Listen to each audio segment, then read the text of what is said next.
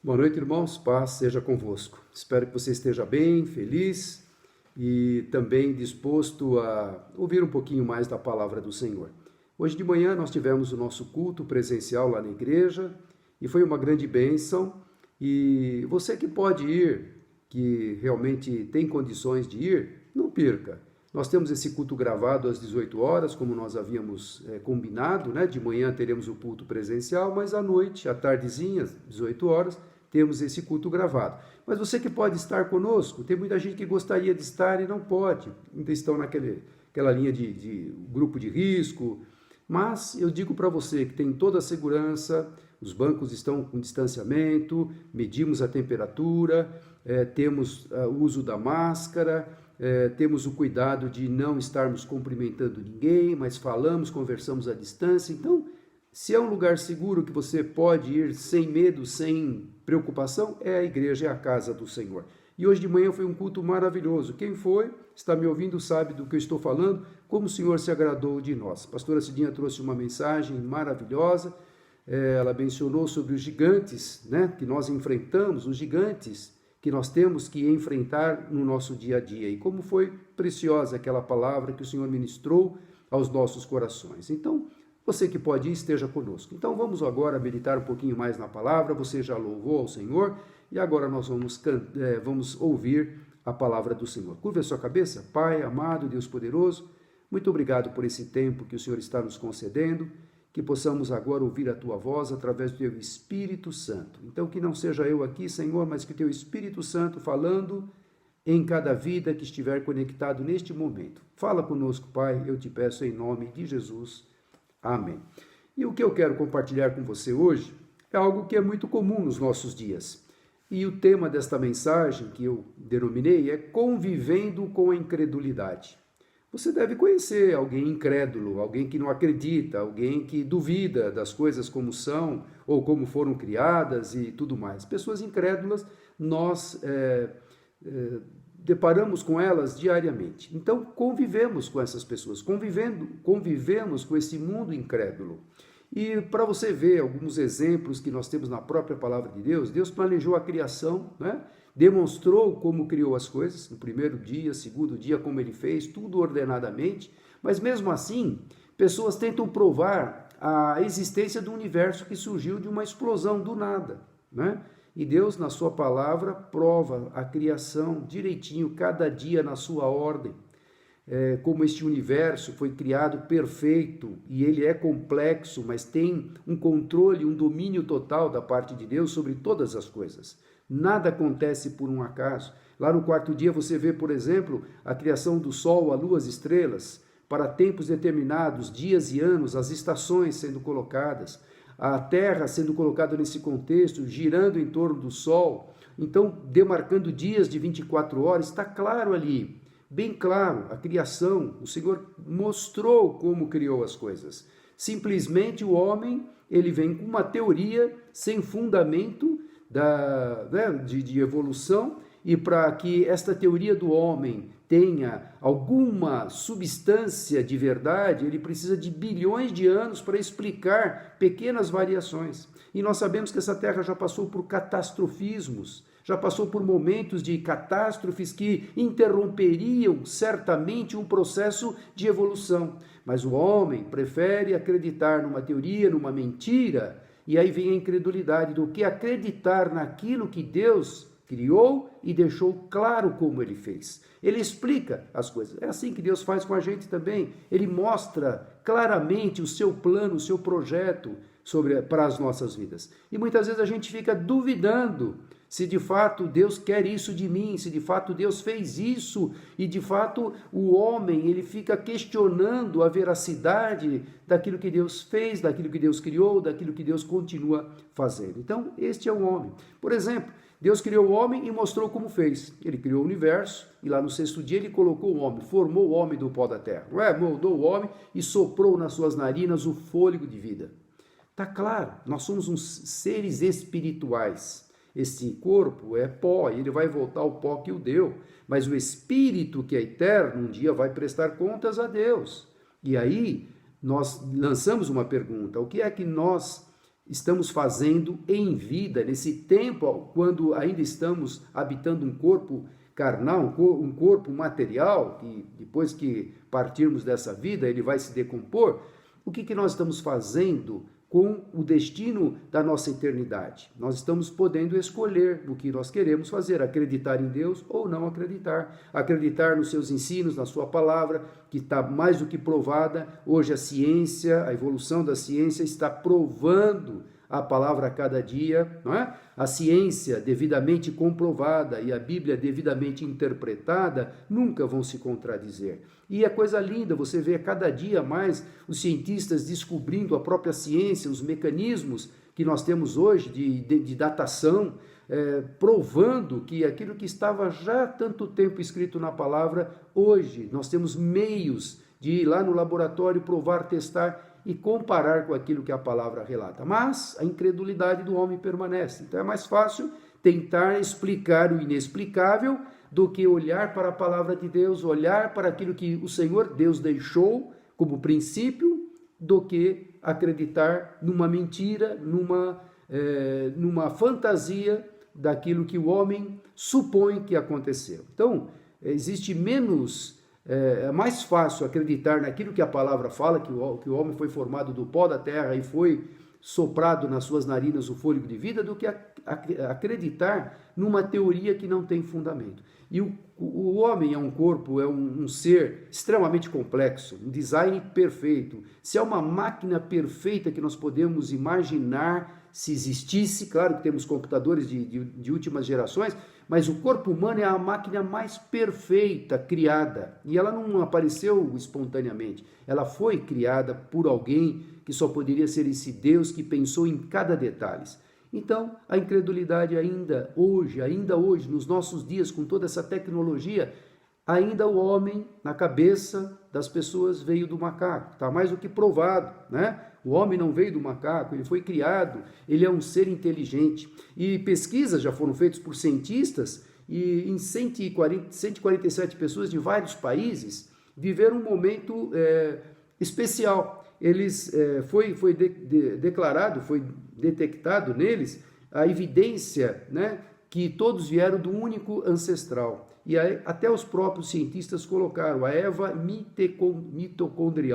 mitocondrial, ou seja, DNA chega lá, vai voltando, e sabe que todos vieram de uma única mulher, e eles mesmos denominaram como a Eva. A Eva foi a primeira mulher criada por Deus, Adão o primeiro homem, a Eva a primeira mulher. Então, está provado, mas a mentira, infelizmente, prevalece aí.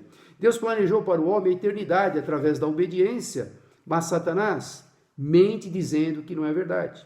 Nós temos uma eternidade, eu falei há pouco, nós somos seres espirituais. E não, esta vida, você vive nessa vida, a mentira que é propagada, Satanás coloca aí, que nós vivemos aqui, essa vida acabou tudo. Ou vamos reencarnar, não, Jesus morreu para a remissão dos nossos pecados, para garantirem para nós, lá na cruz, derramando o seu sangue, a obra remidora, que nós teríamos uma vida eterna, que não teria fim. Então, tá claro, a palavra deixa claro, o espírito do homem, ele anseia pelas coisas espirituais. Então é uma luta constante, como a própria palavra de Deus diz, entre a carne e o espírito. As coisas da carne querem as coisas carnais, e o anseio do Espírito quer o contato com o seu Criador, que é o Senhor Deus Todo-Poderoso. Então Satanás sempre ele vai tentar iludir, tentar camuflar a verdade que está, uma verdade clara através da palavra de Deus. Deus prometeu também a redenção do homem através de seu Filho Jesus, né? Mas Satanás tentou em todo o tempo, nós podemos ler nas Escrituras, o tempo que Jesus esteve aqui, os 3 anos do seu ministério terreno, ele passou 33 anos, 30 anos, e depois dos 30 anos começou o seu ministério terreno, os últimos 3 anos da sua vida. E Satanás todo o tempo tentando desacreditá-lo, fazendo com que as pessoas que conviveram na época de Jesus, de fato não poderiam crer que ele era o Filho de Deus prometido, o Salvador da humanidade. Então, A incredulidade colocada nos dias de Jesus. Deus continua agindo hoje, ele continua falando, ele continua tocando os corações de formas para salvar o perdido, porque Deus veio buscar e salvar aquele que se havia perdido. Mas Satanás ainda, com os mesmos intuitos, os mesmos propósitos, procura cegar o entendimento. E você pode ver na palavra de Deus, você conhece esse versículo, em 2 Coríntios 4:4, diz assim: nos quais o Deus desse século cegou os entendimentos dos incrédulos, para que não lhes resplandeça a luz do evangelho, da glória de Cristo, que é a imagem de Deus. O Deus desse século, ele cegou o entendimento dos incrédulos, para que eles não creem, não acreditem a obra que Jesus fez na cruz do Calvário. E é muito importante nós entendermos, ele fez sim a obra completa, ele se fez maldito por nós, morrendo naquela cruz, a morte mais indigna, que era morrer crucificado, era uma penalidade altíssima. Alguém que merecesse a cruz era porque tinha feito algo tremendo, de ruim. Mas Jesus, ele se fez maldição para derramar o seu sangue por nós. Então a incredulidade, já na época de Jesus, você pode imaginar como era tremenda. Quantas pessoas, tentavam desacreditar ou falar contra o próprio povo de Deus, que era o povo de Israel, a nação pela qual Deus escolheu para mandar o seu filho, sempre tentaram desqualificá-lo. E nós temos aqui vários exemplos na palavra de Deus, eu vou pegar aqui alguns com você. Está lá em Mateus 13, de 54 a 58. Jesus teve que conviver com a incredulidade dos nazarenos. Mateus 13, de 54 a 58, diz assim: e chegando à sua pátria, ele era de Nazaré, chegando à sua pátria, ensinava-os na sinagoga deles, de sorte que se maravilhavam e diziam: de onde vem esta sabedoria e estas maravilhas? Não é este o filho do carpinteiro? E não se chama sua mãe Maria, e seus irmãos Tiago e José, e Simão e Judas? E não estão entre nós todas as suas irmãs? De onde lhes veio, pois, tudo isso? E escandalizavam-se nele. Jesus, porém, lhes disse: não há profeta sem honra, a não ser na sua própria pátria e na sua casa. E não fez ali muitas maravilhas por causa da incredulidade deles. Jesus deixou de fazer muitas maravilhas porque havia incredulidade, duvidavam daquilo que ele estava falando. Olha o que Jesus fez. Ele curou enfermos de todas as espécies, cegos, mudos, surdos, expulsou demônios, ressuscitou mortos, curou leprosos, tudo paralíticos, tudo ele fez, provando. Mas hoje as pessoas, elas querem realmente, hoje nós vivemos num mundo que quer provas. E olha, mas será que é isso mesmo? Eu quero uma prova. E isso às vezes acontece com a gente, nós os cristãos. Nós queremos provas. E a gente, não basta aquilo que o Senhor já fez por nós, morrendo por nós. E a gente quer provas ainda. Será que Deus está me ouvindo? Eu queria uma prova, um sinal. Claro que não é errado você fazer um compromisso, uma aliança com Deus, algo que você possa oferecer, pedindo a Ele uma confirmação. Não é errado pedir confirmação das suas orações. O que é errado é a gente duvidar daquilo que Deus tem poder para fazer.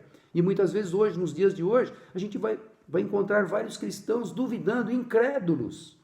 Mas isso que está na palavra já aconteceu, não acontece mais. A Bíblia fala que Jesus é o mesmo ontem, hoje e eternamente. Ele não muda, quem muda é o homem.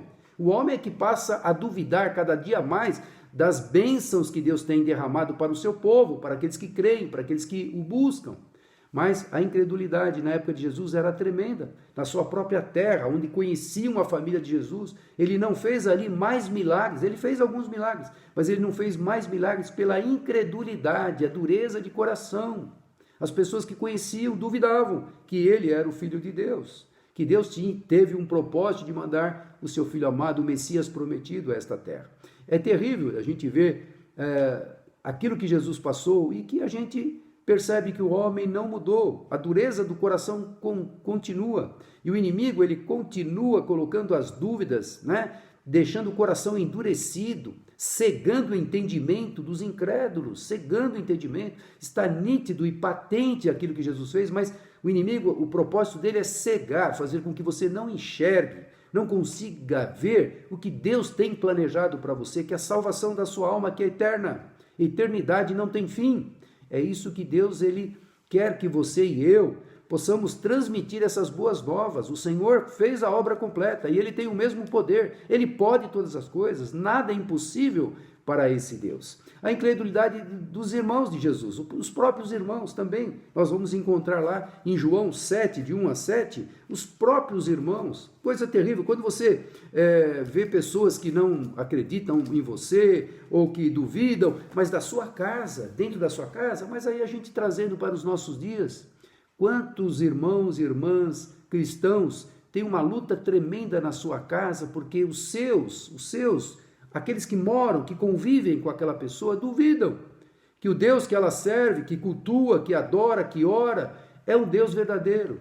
E mal elas sabem que esta pessoa que está às vezes sozinha lá lutando para converter o restante da sua família, tem sido uma grande bênção para a família, tem ido buscar ao Senhor, tem orado, tem intercedido por toda a família toda tem sido abençoada por aquela vida temente a Deus. Você lá no seu trabalho, talvez você seja o único cristão ali.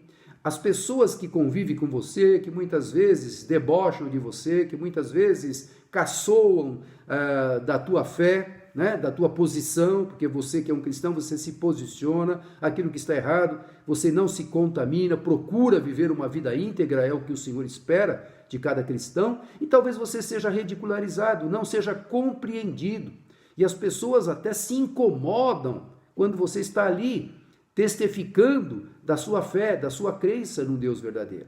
E essas pessoas, eu fico pensando, se elas imaginassem o quanto elas estão sendo abençoadas por ter você lá que está orando e intercedendo. Eu já tive essa experiência, trabalhei no sistema financeiro há muitos anos e as agências bancárias, eu era gerente, todas as agências que eu passei, para a glória do Senhor, nunca tivemos um assalto. E quando eu saí de uma das agências, 6 meses depois, houve um assalto, houve tiroteio e houve morte. E eu fiquei lá muitos anos e nunca aconteceu nada. Saía de uma agência, ia para outra agência, em bairros diferentes. Deus sempre, pela graça, misericórdia e compaixão, me protegeu.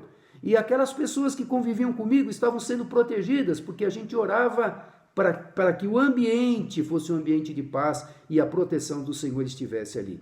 Jesus, ele tinha lá os seus familiares que não acreditavam nele. Olha lá, a incredulidade dos próprios irmãos de Jesus. João 7, de 1 a 7.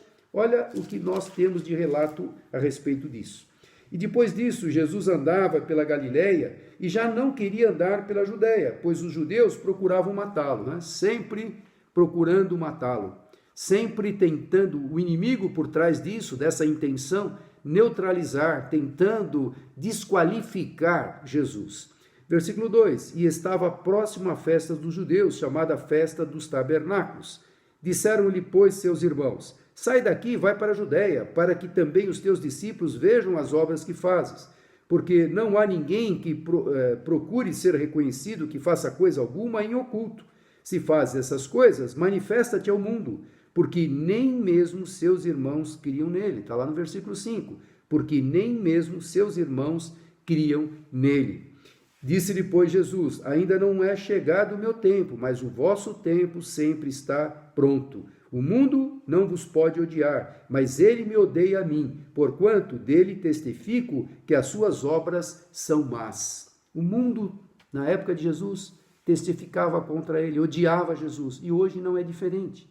Quando você tem uma postura de um cristão que professa a fé nesse Deus Altíssimo, Criador de todas as coisas, e que tudo aquilo que ele fez, ele deixa claro, não nada na escuridão, nada no obscuro, nada no anonimato, Deus deixa claro o que ele faz. Jesus enfrentou muitas lutas. Então, meu irmão, Jesus não agradou a todos. Não pense que você vai agradar alguém. Não pense que as pessoas que convivem com você, que não têm o temor a Deus, vão te olhar com bons olhos. Muitas vezes não vão te olhar, mas não quer dizer que você vai odiá-las. Não quer dizer que você vai reprimi-las. Quer dizer que você deve orar por elas. Porque quando nós oramos por elas, é o Espírito Santo de Deus que vai tocar esse coração. Eu já tive experiências no trabalho de pessoas que me perseguiram, pessoas que fizeram mal para mim. Em um determinado momento, depois disso, vieram procurar que eu orasse por elas. Mas é assim que a gente tem que fazer mesmo, orar, porque não somos nós. Não temos o poder de convencer ninguém, é o Espírito Santo de Deus. Então, meu irmão, nós estamos no mundo, somos incompreendidos desse mundo, somos pessoas estranhas desse mundo, porque a nossa pátria não é esta terra, é a celestial. E é isso que o mundo não entende. O mundo choca o mundo quando você fala que as coisas materiais são passageiras, são simplesmente momentâneas. E as coisas eternas, essas não têm fim. É para isso que nós estamos aqui, para fazer a diferença neste mundo. Então, a incredulidade dos próprios irmãos de Jesus. Que coisa triste, a própria casa dele, não reconhecendo o seu poder, que ele era o Filho de Deus. João 11, 46 a 48, eu fico imaginando essa referência. João 11, 46 a 48. Olha lá. Após a ressurreição de Lázaro, nós sabemos, Lázaro estava lá já morto há 4 dias, já cheirava mal. Os principais dos sacerdotes e fariseus formam conselho para matá-lo. Olha bem o que diz essa referência. João 11, 46 a 48. Está aqui, ó.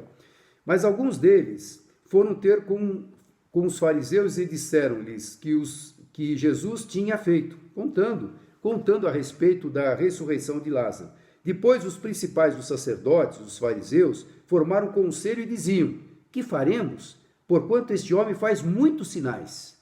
A nata da igreja, a liderança da igreja, aqueles que sabiam e esperavam o Messias, sabiam das promessas que um dia viria alguém para resgatar a humanidade, mas eles esperavam alguém que viesse não numa manjedoura, alguém que viesse libertá-los do jugo romano. Então eles reconheciam, sim, o poder que Jesus tinha, aquilo que ele estava fazendo. Então eles maquinaram, né? Fizeram ali um plano, olha lá no 47 de novo. Depois os principais dos sacerdotes e os fariseus, a nata do povo judeu, a nata que dominava o judaísmo, formaram conselhos e diziam: que faremos? Portanto, este homem faz muitos sinais. Se o deixarmos assim, todos quererão nele, e virão os romanos e tirar-nos-ão o nosso lugar e a nação. Olha o medo dele.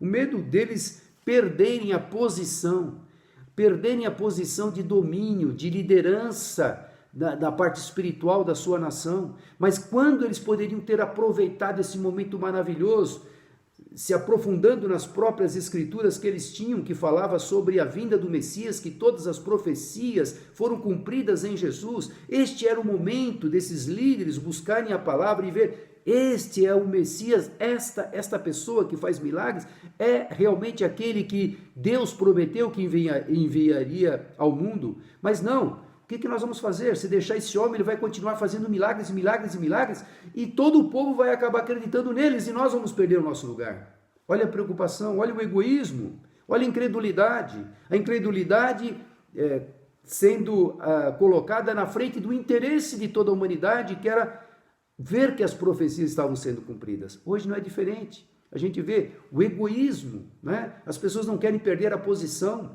Se você quer conhecer uma pessoa, dê poder a ela, mas se você quer conhecer ela melhor, tire o poder que você deu a ela. Então é importante a gente ver quanto o homem é egoísta, quanto o homem se preocupa somente naquilo que está nas suas mãos, mas ele não entende que as coisas eternas, aquilo que o Deus planejou, está se cumprindo. Os nossos dias hoje estão terríveis, os dias são maus, como a palavra relata, os dias são maus. Você vê os noticiários, é só maldade, é só pessoas tendo o prazer de defraudar a outra, de enganar a outra, de se corromperem, roubando a nação, defraudando a nação, tirando os recursos dessa nação. O Brasil, com a potência que tem, a riqueza que existe nessa nação, era para ser um país de primeiro mundo há muitos anos, há muitas décadas. Mas o egoísmo, o interesse particular, como havia naqueles líderes religiosos: se esse homem continuar fazendo esses milagres, porque ele está fazendo muitos milagres, nós vamos perder o nosso lugar, né? As pessoas vão acreditar nele. Então, que coisa terrível é a incredulidade e o interesse por trás disso também. A incredulidade de Tomé, nós conhecemos isso, está lá em João 20, 24 a 29. Vamos lembrar disso. Jesus havia já ressuscitado, e ele já havia aparecido aos seus discípulos, lugar fechado, ele adentra naquele lugar, porque ele já estava com o corpo glorificado, e ele diz, paz seja convosco. E os discípulos, né, que estavam tristes, porque Jesus havia morrido, já havia 3 dias que ele havia morrido, e agora ele ressuscita e aparece, e eles depois têm essa experiência maravilhosa, eles contam para Tomé, e Tomé fala o quê? Olha lá o que Tomé fala, João 20, de 24 a 29, fala assim, e dizendo isto, mostrou-lhe as mãos, o 19, chegada, pois, a tarde daquele dia, o primeiro da semana, e cerradas as portas onde os discípulos, com medo dos judeus, se tinham ajuntado, chegou Jesus e pôs-se no meio dele e disse, paz seja convosco. E dizendo isto, mostrou-lhe as mãos e o lado, de sorte que os discípulos se alegraram vendo o Senhor. Disse-lhe, pois, Jesus outra vez, paz seja convosco. Assim como o Pai me enviou, também eu vos envio a vós. E havendo dito isto, assoprou sobre eles e disse, recebei o Espírito Santo. Versículo 24. Ora, Tomé, um dos 12, chamado Dídimo, não estava com eles quando veio Jesus. Disseram-lhe, pois, os outros discípulos, vimos o Senhor. Mas ele disse, se eu não vir o sinal dos cravos em suas mãos, e não puser o dedo no lugar dos cravos, e não puser a minha mão no seu lado, de maneira nenhuma o crerei. Eu vi o que fizeram com ele na cruz. Espetaram Jesus, pregaram ele na cruz, e agora vocês estão falando que ele apareceu no meio de vocês? Eu só acredito se eu tocar. Olha, quem é que está falando? Alguém que conviveu com Jesus 3 anos, que viu Jesus fazer os milagres, que presenciou aquela maravilha de curas, libertação, de pessoas sendo ressurretas. Se eu não ver com os meus olhos, eu não acredito. Estamos falando do discípulo, de um apóstolo. Meu irmão, preste atenção.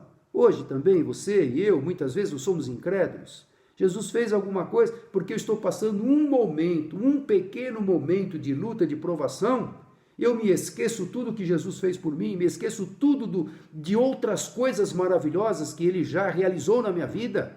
Parece que a minha mente se fecha ao ponto de eu não lembrar o que Jesus já fez, coisas talvez até maiores do que esta que eu estou passando. Incredulidade. E às vezes o cristão de hoje está colocando incredulidade na frente daquilo que Deus já fez. Deus não precisa fazer mais nada. Deus já mandou Jesus, ele já fez tudo o que precisaria fazer por você e por mim. Não precisa fazer mais nada. Se ele quer curar, ele cura. Se ele não quiser também, ele é Deus. Depois dessa pregação, nós vamos ouvir essa mensagem que Deus é Deus. Fazendo ou não fazendo, para nós não temos que ter esse sentimento de querer prova. Eu quero uma prova, como o mundo hoje quer. Eu quero ver para crer. E o próprio Tomé aqui precisava ver para crer. Todo o tempo de experiência que ele teve com Deus, com Jesus ali, presente com ele, comendo com ele, as multidões sendo abençoadas, convertidas, libertas, salvas, resgatadas, ele precisava agora ver. E os seus outros companheiros estavam contando, não, eu quero ver, se eu não ver, eu não vou acreditar. Então, olha lá.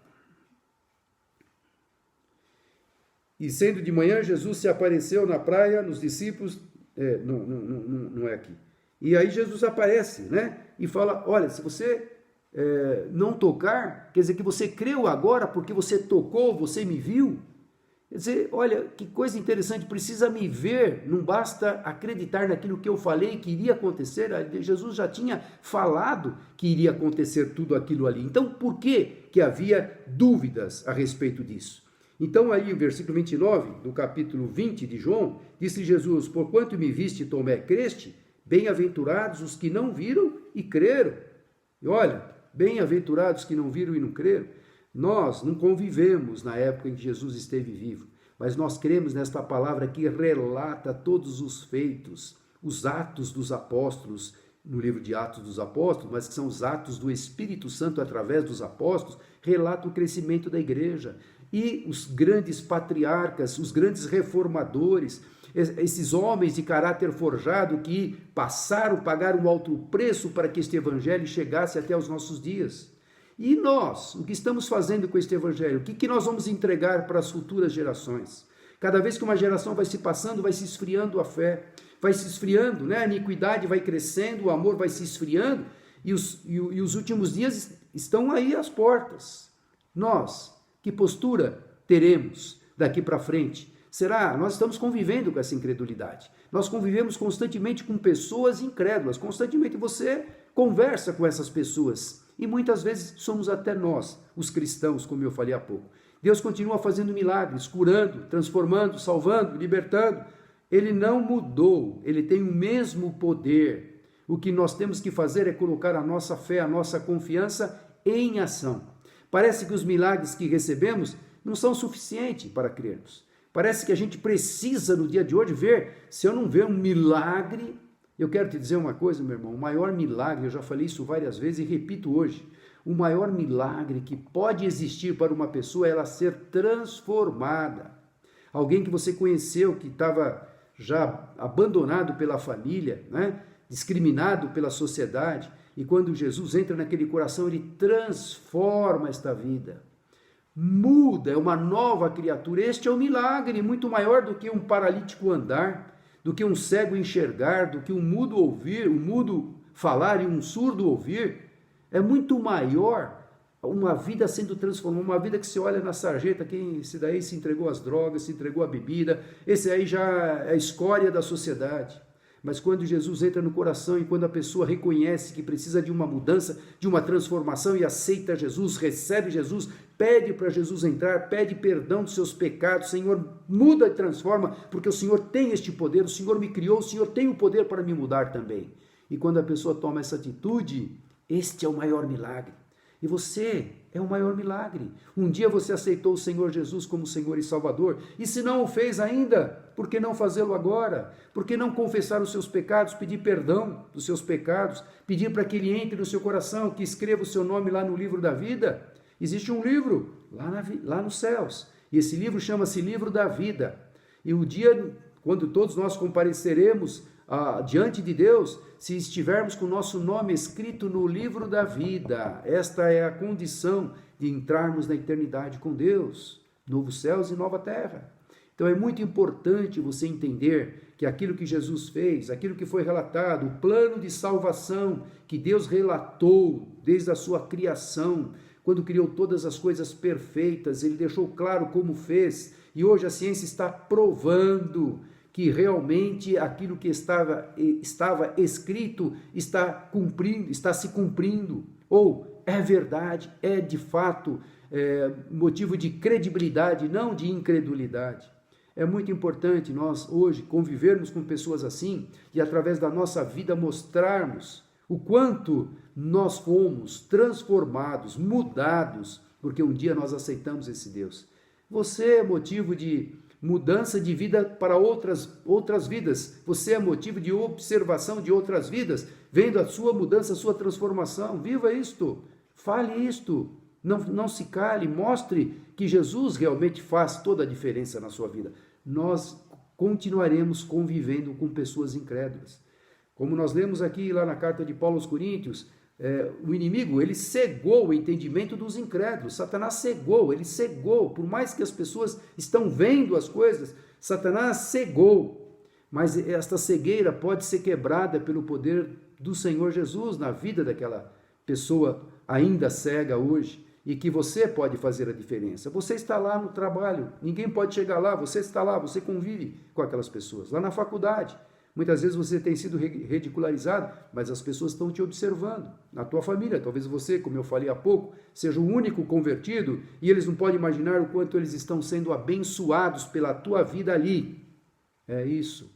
Então é importante nós entendermos que o Senhor continua agindo. Ele fez todas as coisas e Ele pode todas as coisas. O homem só crê quando as coisas, os milagres acontecem nos padrões que ele espera. Então ele ora, olha, se eu for curado, se o resultado deste exame aqui que está provando que eu realmente não tenho chance, é a condenação, né? Aqui os médicos já me desenganaram, se Deus me curar dessa situação, se fizer este milagre, eu creio que Ele é Deus. Meu irmão, ainda hoje a gente ouve isso. O homem só crê quando as coisas, quando os milagres que ele pede, acontecem nos padrões que ele espera. Deus faz coisas que você e eu não pedimos, não pensamos e nem imaginamos. Ele faz as coisas assim. Ele é Deus. Ele tem a sua forma de agir. Não é muitas vezes como nós queremos, mas como Ele quer. E uma coisa eu te digo aqui, para nós concluirmos. Saiba que aquilo que Deus faz é o melhor, sempre é o melhor. Não é aquilo que nós queremos, mas é aquilo que Ele quer fazer em você ou através de você. Devemos lembrar que Deus opera de forma que Ele quer. Seus meios são perfeitos. São perfeitos. Creia, não duvide, espere nele, creia nele, confie, exercite a sua fé, a sua confiança nesse Deus Todo-Poderoso. Para terminarmos, o livro de João ainda, capítulo 20, 30 a 31, ele conclui assim: Jesus, pois, operou também em presença de seus discípulos muitos outros milagres que não estão escritos neste livro. Muitos outros evangelistas escreveram aqui muitas das curas, das libertações, né? Dos milagres que ele realizou nesses 3 anos que ele esteve lá. Mas aqui está deixando claro que muitos outros sinais que não estão escritos nesse livro, Jesus fez. E estes, porém, foram escritos, estes que nós temos, né, o relato, para que creiais que Jesus é o Cristo, o Filho de Deus, e para que, crendo, tenhais vida em seu nome. Creia, não duvide, creia. Está no meio da luta, no meio da provação, creia. É Ele que pode te libertar, é Ele que pode te dar a solução. Se Ele quiser, porque se Ele não quiser, nós vamos padecer muitas vezes. Talvez a gente padeça por uma enfermidade que a gente está tendo e o Senhor não vai nos curar. Mas o tempo que nós estivermos com esta enfermidade, Deus vai te usar. Talvez lá no hospital, que algumas pessoas não podem estar, como a pastora Ana, que partiu para o Senhor, no lugar aonde ela entrava, ninguém podia entrar, lá na hemodiálise. E quanto ela falou do Senhor, do amor do Senhor, do poder do Senhor, mas ela estava enferma.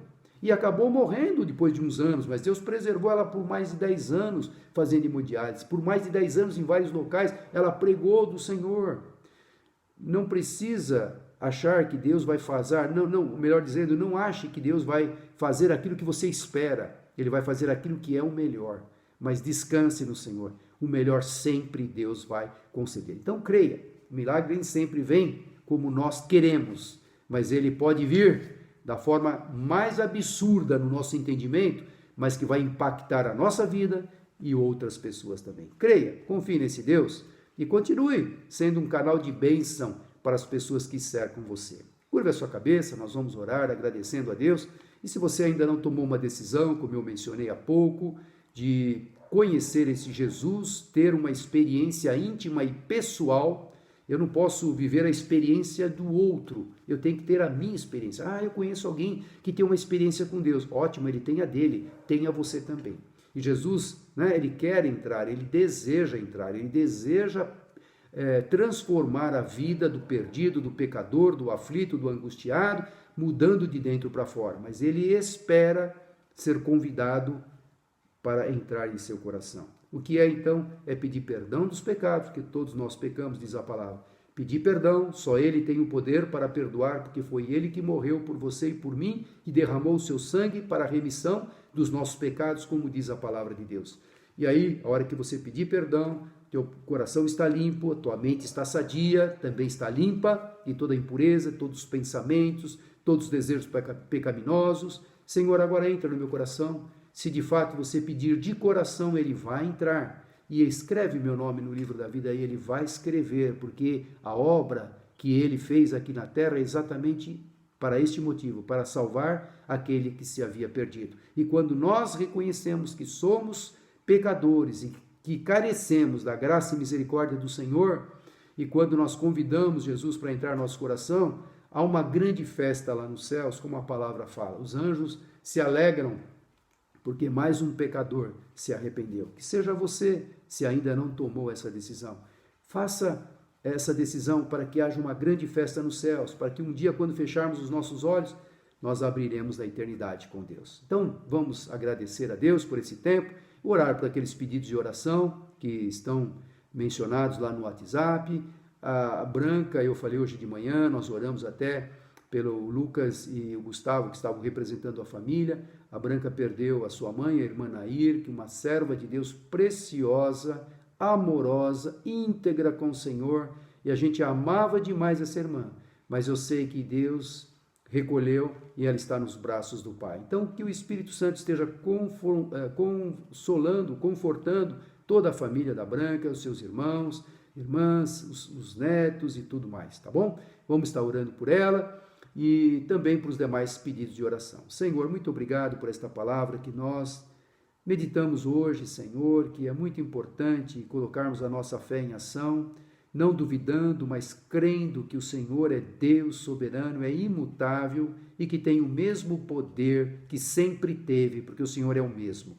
Pai amado, que possamos colocar a cada dia mais a nossa fé, a nossa confiança no Senhor, sabendo que o Senhor tem um plano perfeito para as nossas vidas. E se estamos no meio da turbulência, no meio do problema, no meio da provação, nós podemos clamar ao Senhor, que é um Deus soberano, que tem todo o poder e que pode todas as coisas. E que o Senhor, ó Deus, possa fazer uma obra maravilhosa na vida de cada um que está ouvindo esta pregação neste momento. Que teu Espírito Santo possa estar falando, tocando, agindo em cada coração. Não permita, Senhor, que a incredulidade, ó Deus, persista em corações de pessoas, mas que haja ali a sensibilidade do teu Espírito Santo, para que eles possam saber que o teu grande amor para conosco é imenso e que nada pode se comparar com este amor. E Deus esteja alcançando a vida de cada um que estiver ouvindo esta palavra, que o teu Espírito Santo possa falar. Oramos também, Senhor, que o Senhor venha consolar o coração da Branca e também das suas irmãs, toda a família que perderam nesta semana a sua mãe, Senhor, a irmã Nair. Deus, que o teu Espírito Santo continue ali agindo, consolando, vindo como um bálsamo. Só o Senhor pode fazer isso. E também todos os demais, Senhor, que nos ouvem, muitos talvez tenham perdido parentes, mães, pais, talvez colegas, mesmo parentes diretos, como filhos e tudo mais. Senhor, esteja consolando, porque esses dias que nós estamos vivendo são dias terríveis e que nós dependemos totalmente do Senhor. Toda aquela lista de pedidos de oração que nós temos o privilégio de compartilhar, e muitos deles já foram atendidos, continue agindo com o teu poder, porque o Senhor tem todo o poder.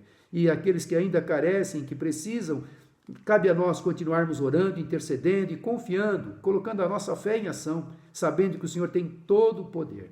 Portanto, ó Pai, recebe a nossa oração, a nossa gratidão, o nosso louvor e a nossa adoração, em nome de Jesus. Dá-nos também uma semana de paz, uma semana abençoada, que tenhamos uma semana tranquila, Senhor, uma semana debaixo das tuas potentes mãos, da tua proteção, aqueles que estão saindo para os seus trabalhos, livra-os de todos os vírus, de toda doença, toda infecção, de toda inflamação, e que, Pai amado, possamos continuar debaixo da sua proteção. É o nosso pedido, é a nossa oração, em nome de Jesus. Amém. Eu conto com você. Semana que vem, às 9 horas da manhã, nós estaremos lá esperando você. E se você puder ir, vá, porque tem sido uma grande bênção. E à noite, às 18 horas, tanto sábado quanto aos domingos, nós temos esta pregação gravada que você pode compartilhar com os demais irmãos.